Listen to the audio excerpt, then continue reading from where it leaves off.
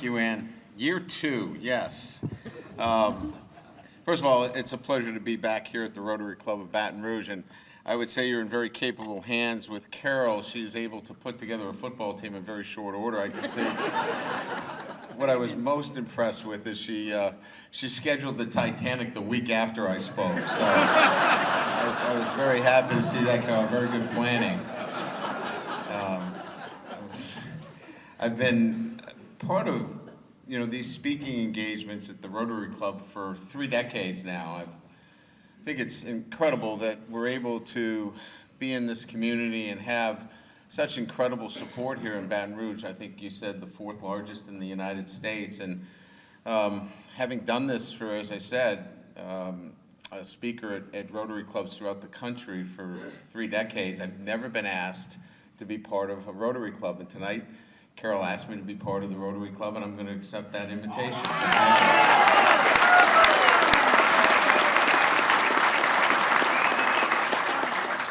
So yes, I do recognize year 2 has been a magical year.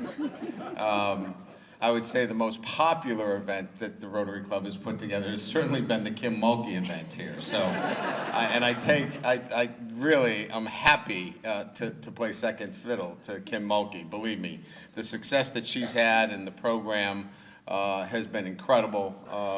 And certainly what Jay Johnson has done. To bring 2 national championships here to LSU in 1 season has been incredible. And look, the other sports, gymnastics, track and field, softball, I could go on and on about the incredible year that LSU athletics has had. And certainly we want to be, as it relates to football, we want to be that jump start and create that kind of environment this fall. Our football team is poised to have the kind of year that we all expect. This is about being elite here at LSU, but not just elite on the football field. We want to be elite in everything that we do and how we do things, both on and off the field. We want to be elite in the classroom. We want to be elite in the community, and we want to be elite certainly in all of our playing environments. And so most of the work that we're doing on a day-to-day basis is sometimes things that you don't see. And there's been a lot of heavy lifting as it relates to recognizing the value of an education and working on our academic persistence rates and our graduation rates and making sure that our players understand the value of an LSU degree and how important that is. And working on leadership skills and how important that is and how difficult it is today to lead. Leadership is hard, as we all know, and we've heard many people, and I'm sure you don't want to be bored by leadership talks today, but leadership is hard, especially when you're talking about young men that need to lead on a day-to-day basis. Think about trying to tell your peers things that they don't want to hear, about being misunderstood and not having a chance to defend yourself, having to tell somebody to make tough decisions. Those are hard things to do. Hard to embrace. But when you're building a program, you have to have great leaders. They have to be willing to step out and do those things and not be popular. And so those things happen behind the scenes when no one sees those things. And we're making great progress as it relates to building those kind of leadership qualities. Today was the last day of our summer workouts. We started back in June. We went for about 8.5 weeks, and today our players were released from those summer workouts. They'll have about a week off, and then we'll report to camp. Well, for the last 8 weeks, they've been without supervision relative to coaches. Our strength staff has been there, certainly, and it's been organized. But my point being, this is where your players really grow. This is where accountability starts to take place. This is where you throw the tape in the trash can, not next to the trash can. This is where you run through the line, not to the line. This is where you build those things that go to championship performances. This is how you go from good to great and great to elite. Elite's hard to get to that level. If it was easy, everybody would be doing it. So those linchpins, those things that we don't see, have been working on over the last 5 months. So when the season ended and I finished up with our football team in the locker room after Purdue, we began sowing those seeds for a championship football season. All the things that go on behind the scenes. Yes, you see, guys that are, certainly 5-star recruits, 4-star recruits being brought in. You see first team all SEC performers now. But that's not what makes your football team. What makes your football team are the little things that nobody sees. And that's what we've been working on for the last 5 and 6 months. So what I can report, more than anything else right now, is that our football team has the right culture. They have the right standards. And culture sometimes is a word that we sometimes don't define adequately. It just means that the standards that we have set in our program on a day-to-day basis are ones that our players are meeting and exceeding on a day-to-day basis because they care. They love being part of LSU. They love being a Tiger because they know that the degree means something to them now. They know that they can compete for championships on a day-to-day basis because we provide them the resources. We provide them the things necessary for them to be the best versions of themselves on a day-to-day basis. So every single day, our players are able to be what they want to be, and that is elite. And so when we talk about that, what does that mean specifically? That our players can graduate and be champions. That's our mission here on a day-to-day basis. So when I stand before our players, we talk about one thing: graduating champions. And how do we get there? It's everything that I just talked about. All the little things, an attention to detail, an incredible focus, having grit. You got to get up in the morning. We have 7 a.m. workouts. As you know, it gets a little hot down here. We don't like to work out at noontime. Though many people know where I live, I see a lot of people running in front of my house at noontime, and I just don't understand that. Kind of crazy to me. But the point I'm making is you've got to have that grit, that ability to overcome. And you've got to have a great attitude, and you've got to make great choices. And I'll talk about that as well, because it's having the right mindset now that our players are in a world today that is so distracting. There's distractions all day long, from name, image, and likeness, and what's attached to that, to if you take your phone and you have now gambling apps. You can have DraftKings, and we've seen the number of NFL players that have been suspended now for gambling on their phone. College football players that have been suspended for that. There's drugs, there's alcohol, there's relationships, there's all these things that can distract you from what's most important. And so really what we have to do more than anything else is help our players make good choices. Make good choices on a day-to-day basis so they can get through the funnel and get to the day-to-day. And that day-to-day about making the right choices of being a champion. And we do that by helping them understand how to set goals and what's important, the values. So we can point back to them if they're not making good choices and say, what are your goals? What do you want to be? If you want to win a championship, you can't be doing these things. If you want to be a Heisman Trophy winner, you can't be staying up till 2 o'clock in the morning. You got to get sleep.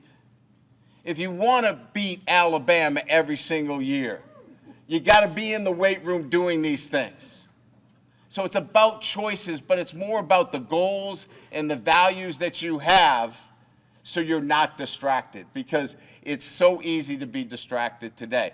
So I think my job today is to keep our 18 to 21-year-olds from being distracted from the most important goal, and that is graduating champions. If we do that, we can help them make good choices on a day-to-day basis, and those choices will lead into being where we want to be. We're excited about the season. Obviously, we open up with a great team in Florida State. We do that in Orlando. But that's been the impetus for our training. We know we're playing a great team.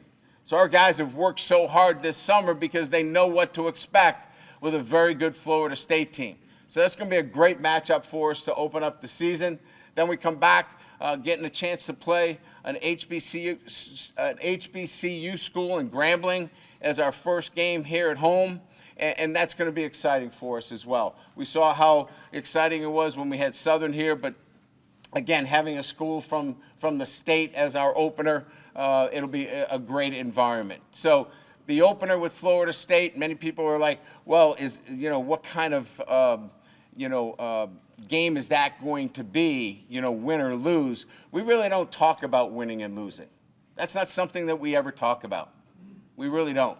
We talk about what's important for us in our preparation. How we prepare is all we talk about. And the end result is going to take care of itself. So as the season unfolds, obviously some great home games. Going on the road, we'll have, again, in the SEC, it's a great challenge. But again, as I said at the outset, I recognize the bar here is about elite. There's been great success in year 2. We hope to continue to carry that in year 2 as well. So I know we got a couple more minutes, and I'll be happy, Carol, if we wanted to open it up to a couple of questions, I'd be certain I can do that for a few.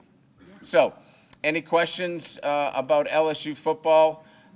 You have to have played a particular position, though. So I do want to correct one thing with Carol. You do need a defense.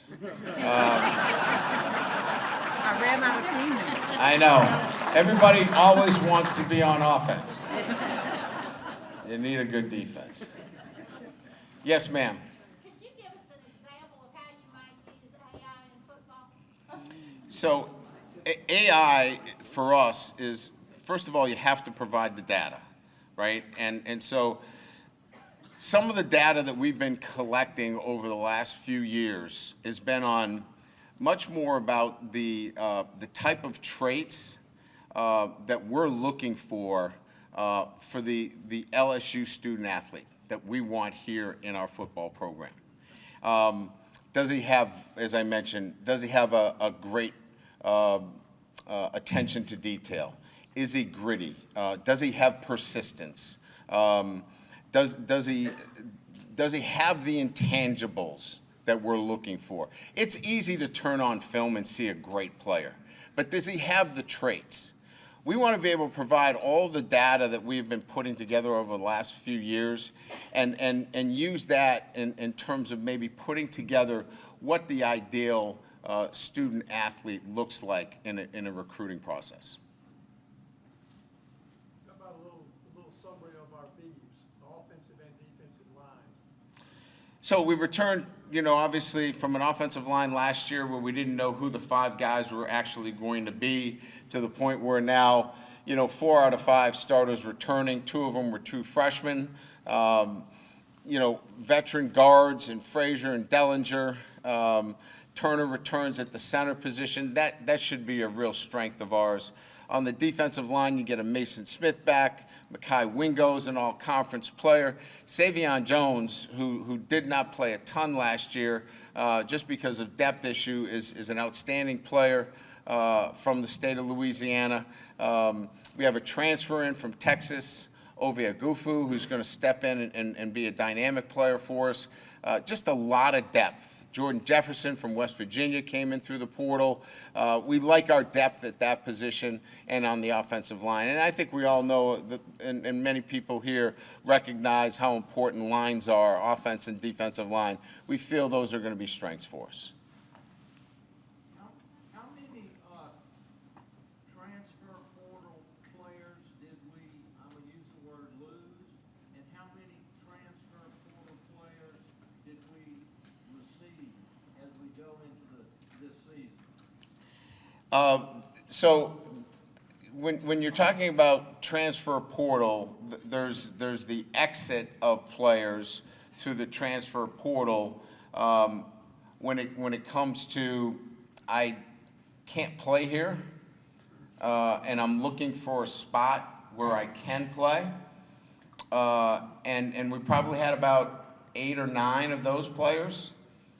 I think we probably had one player that we really wanted to stay, and felt like it was better for him to stay here. He chose to move on. But everybody else was looking for a spot to land where they could compete somewhere. Everybody else that we brought in was to build the depth of our football team. So in answering that question, you know, we do not want to make a living in the transfer portal area in terms of the depth of our program. And that would be, in my opinion, that's a bit of a red flag when you're spending that much time in the transfer portal, because you have some holes in terms of your depth. I think what you'll see moving forward is probably, you know, taking a few position players here and there to kind of top the tank off a little bit. And I think we're probably a year away from doing that. Let's get a question from down here. Yes, sir. Coach, coming in, I was really interested in that whole college athletic experience, and I was wondering if there's some sort of process where we can provide opportunities for our student athletes to engage in the public school system and provide that inspiration for some of our students. So I think, you know, what we're talking about here more than anything else is, you know, providing an identity for our players outside of football. Am I correct? Is that the question? Yes, sir, and then that bi-directional, right? It's a great experience for the student athlete, the culture, and that engagement, the kids that are younger than them, and they also get inspiration from that student athlete. So my real question was, is there a process that's in place today so that if there were initiatives in the system, the public school system today, if you'd like to make those opportunities available to the student athletes, how can we make that connection, help them to identify with their interests, and bring those opportunities quickly so they can get engaged in the kids in the public school system? Yeah. So again, this is about how do we, you know, connect our student athletes with those that are in the high school system to see if there's a connection, you know, with, you know, what they really want to do in college. And I think for us, we have a program called 4 for 40 where we have reached out to many of the businesses and communities, and we have it through our student services. We want to get our players involved in the community as much as we can, so we can find out if there is a connection, and that's important because we have to be able to get our players thinking outside of football. This is not going to be something that they are part of for the rest of their life. They have to build another identity as well. And so if we can reach out to high schools, if we can be involved in any kind of outreach that allows us to reciprocate, that's what we're trying to do with our team. We just, we put together a study abroad program for the first time here where we had 14 of our players go to Africa and spent 2 weeks studying in Africa. It's the first time we've ever had an LSU football team do those kinds of things. And again, it's to give those experiences outside of football. 2 more questions and we'll get rolling. Yes, way back there. Coach, you mentioned Savion Jones as one of the players. Obviously, you've got some transfers and some freshmen coming in. Who are maybe a couple of the names that are in the program that we hadn't heard much, and a few newcomers that are going to make an immediate impact? Well, I think you always try to look down the middle of your defense. And, you know, I mentioned Ovi, but Omar Spates, who transferred in from Oregon State at the middle linebacker position, is a guy that you're going to hear a lot of. He's going to be, I think that's going to make a huge impact on our defense. And look, I mean, it's always a fluid situation, but we have a number of running backs, you know, and I think you're going to see some new names pop up there and some names that you know. But again, I think more than anything else, you're going to see some guys that were on the roster last year take a step up. I think you're going to see, you know, a Brian Thomas take a step up. I think you're going to see, we didn't see anything from Mason last year. You know, Mason Smith is now going to get a chance to play. I think you're going to see some guys that you know about that are going to really make impacts. Let's take one more last question, and we'll let you guys move on. Yes, sir, right here, young man. I'm curious to know, how did the players feel that they're, like, do they feel that they're properly compensated by the university? Because I imagine that goes a long way into the motivations of succeeding for the university itself. Yeah, look, I mean, I think players, if they feel like they need to be compensated financially, they're looking at it the wrong way. That's short-term compensation versus long-term gains. Long-term gains being, you know, if they, you know, do the things the right way and they become elite players, you know, they're signing contracts for multi-million dollars. A first-round draft pick is guaranteed, you know, somewhere in the neighborhood of $15 to $20 million guaranteed. You know, to be talking about short-term gains in terms of NIL, if somebody's focused on that as their primary motivation, they're not going to be a very good player. So their motivation needs to be get a degree, be a great teammate, and be the best version of yourself so you can leverage yourself in many forms, not just in football, but in the community as well. So again, thank you for giving me the opportunity to be here today, be part of the Rotary Club here at Baton Rouge. I'm excited about that and excited about year 2, and I know the expectations. Thank you very much.